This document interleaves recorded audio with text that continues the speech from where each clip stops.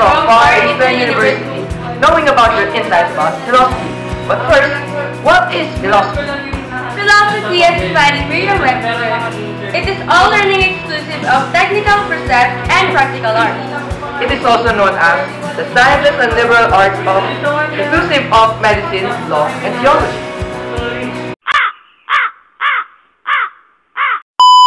This is Jermaine Santos. And this is Hans Weigand. What? Weigand. It's Hans Weigand. Sorry, it's Hans Weigand. And now, we have a set of questions about philosophy. For you to answer. So, let's go! Don't wait! Do you think fish can drown underwater? I think hindi. How do you think you know about the answer to my question? Kasi fish live on water, so they cannot drown on water. So do you know what you call that? It's somehow called knowledge. Knowledge is related to philosophy. So for you, what is your idea about philosophy? For you po, what is your idea about philosophy? So what is philosophy? What is philosophy? For you, what is philosophy for you? For you, Bo, what is philosophy? Philosophy is what are your point of views in life?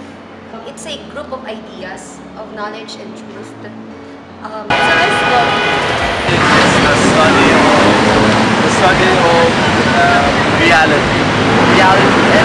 Philosophy concerns man existence and values. Study of the principles in life. For me, philosophy is love or wisdom. How can you use philosophy in your daily life? So, how can you use philosophy in your daily life? Okay, I can use my philosophy in my daily life. I think kung paano ko siya ina-apply sa buhay ko. Parang sa akin yung philosophy, ito yung bagay na parang pinakahawakan mo or yung point of view mo sa buhay mo or prinsipyo mo. Especially kung mare, may philosophy ako about... Kasi iba-iba yung philosophy eh. Pwede siya sa medics, pwede siya sa ganito, sa science, pwede siya sa spiritual. Pero ako, meron akong isang bagay na philosophy na ina-apply ko.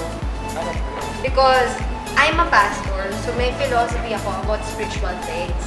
So, meron akong mga principles in life regarding doon. So, ina-apply ko siya and isa sa mga kinukuhanan ko or isa sa mga influences ko about philosophy is the Bible. So, paano mo siya ma-apply sa buhay mo? It's by merely living on it or acting on it.